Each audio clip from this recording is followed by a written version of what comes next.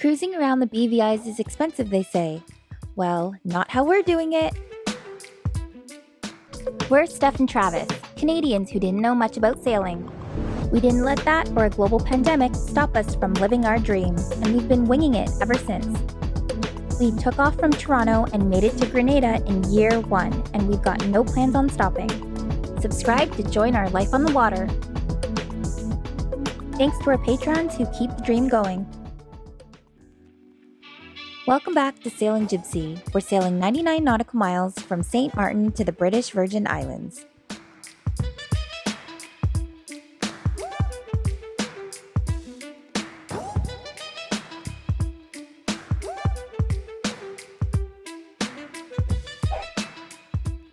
Still 2 important things to do in the morning when you're on the water.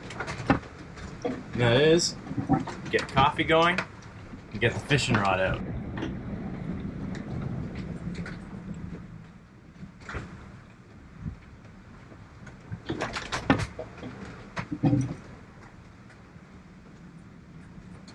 This is why you want a U-shaped galley, because you can lean on things.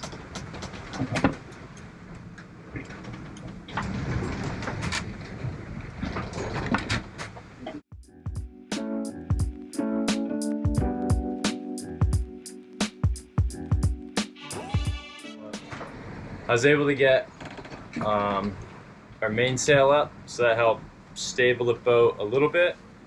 It just makes it from stop doing like this so much. Like it does it, but oh, unless it's a massive wave like that.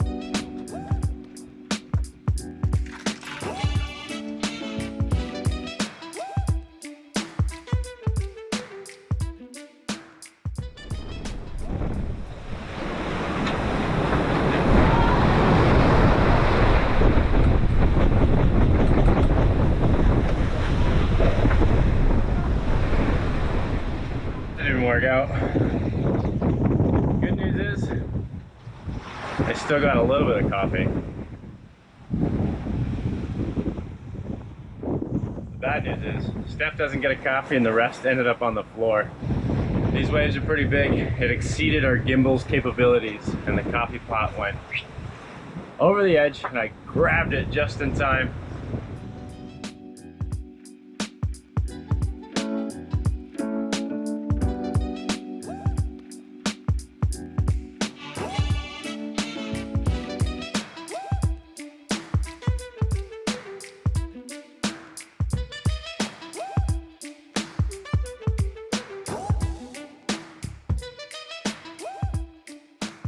I'm hoping once we get around the island over here, the sea state will calm down a little bit.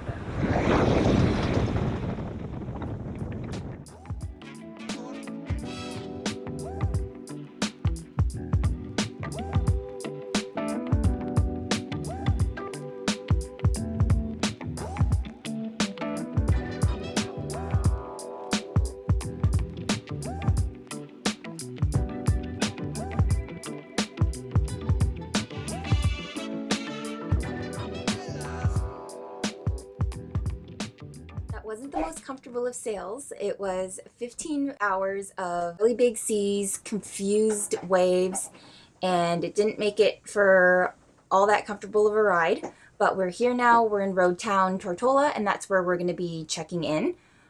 We arrived last night before dusk, and we went to go check if Immigrations and Customs was open because we thought they were going to be open till 7 p.m. But when we dinghied by there, they were closed. So we decided to just chill and relax for the night and wake up and do our check-in this morning. We're not planning on staying here. We're currently anchored in 60 feet of water, which is the deepest we have ever anchored in. There are mooring balls that you can pick up. Before we came here, everybody always told us that it's going to be really expensive to visit the BVIs because you have to pay for mooring balls every single night, and it would be $30 a night. So that's pretty steep, especially if we are planning on being here for a couple of weeks or so. So we're going to try to do it all for free. We have had friends let us know that they've been able to anchor, so we figured we're definitely going to do that if it's possible. I think a lot of the charter companies tell charter boats to grab mooring balls and use a website to pay online and all that, or a guy on a skiff comes around, but we're going to do it all for free, and we're going to show you where we go and how we did it. So we're not planning on staying here, like I said, because the 60 feet, that's pretty deep. We let out all of our chain, so we have about 300 feet of chain, and it's all dumped out right now. So it'll take us a little while to pick up our anchor, but we are heading out this morning because we just finished our check-in. So off we go. Motor's on. We finished our check-in and we met up with one of our buddy boats who is passing us right now. Yay! We haven't seen our friends on Moon Dancer in quite a while. It's been, I think, over 3 months, and we've been traveling with them for over a year. So we're super excited to be exploring with them again and buddy boating.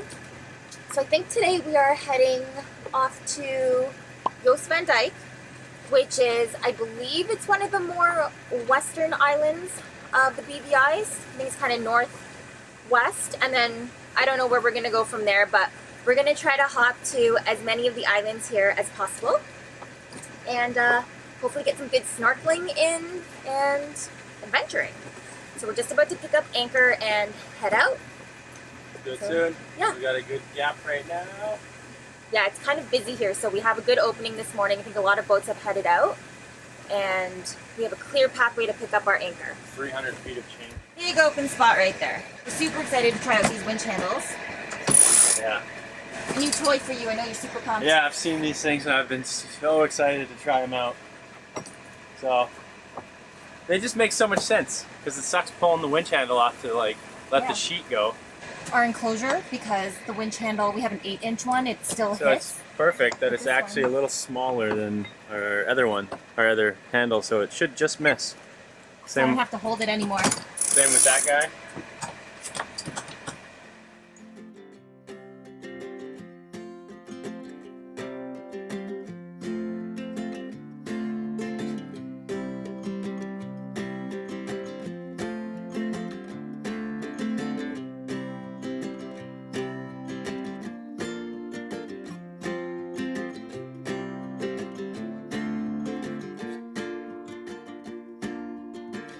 We are cruising along at 5 knots.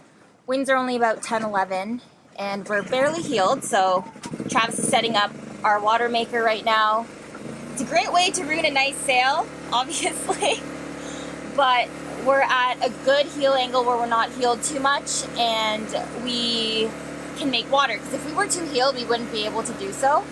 But we're out of water, and I know as soon as we drop anchor and we go explore with our friends, we're not going to have any time to make water, so we figured we got an hour, and it would be an ideal time to do that. 2 birds in 1 stone, even though it ruins kind of like the calm, nice sail that we have with the annoying generator sound, but what can you do? We need water.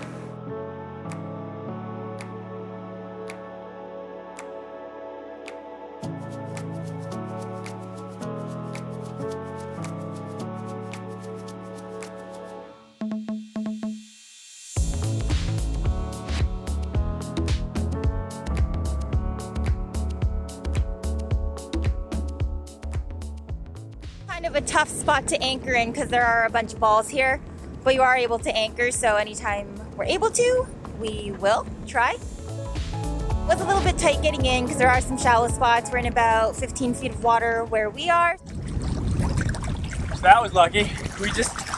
We hit like the only 5 foot by 5 foot patch of sand. 2 feet in front of the anchor is like straight rocks that we wouldn't have grabbed on. We're getting real close to our neighbors, our friends. We just miss them so much that we can practically jump on board. But our anchor set, it's good. Like Travis said, we're in like the only 5 by 5 patch of sand, so good. We like sand. Hello, everybody!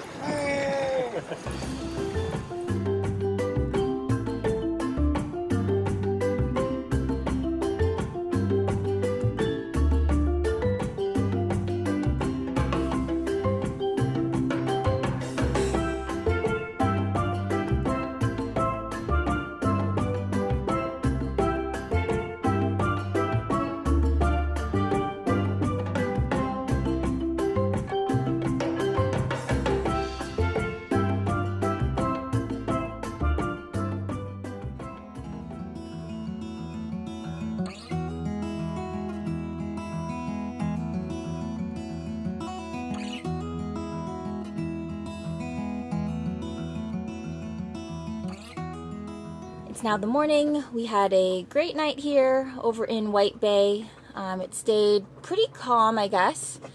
We didn't get too close to our friends. Everybody held in the wind the same direction, so that was good because as you could see, we were pretty close to our friends moored behind us, but we had good holding here. We didn't move, dove on the anchor again, not a budge, so all was good. We're just preparing to head out now, and we're going to head over to Little Joost Van Dyke, where I believe we can also anchor as well.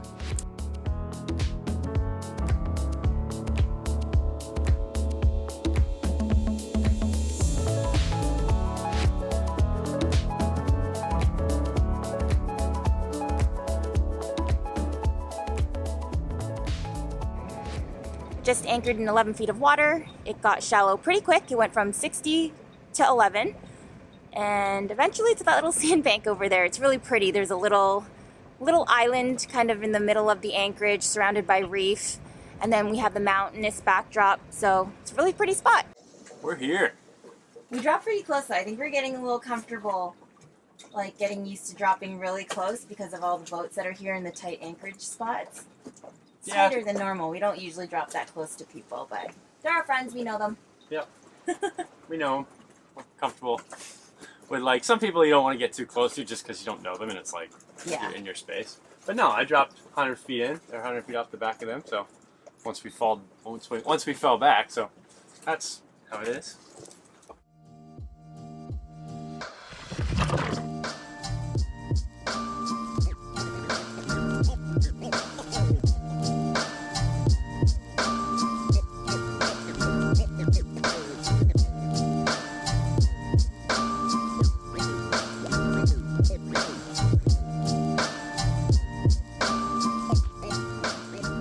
This little piece of paradise is called Sandy Spit. It's less than half an acre in size and is located just east of Little Joost Van Dyke. Not only is it beautiful to anchor here, but we're really close to the neighboring keys for snorkeling. Anchoring where we were, we had Sandy Spit to our bow, Little Joost on our stern, and Green Key to our port.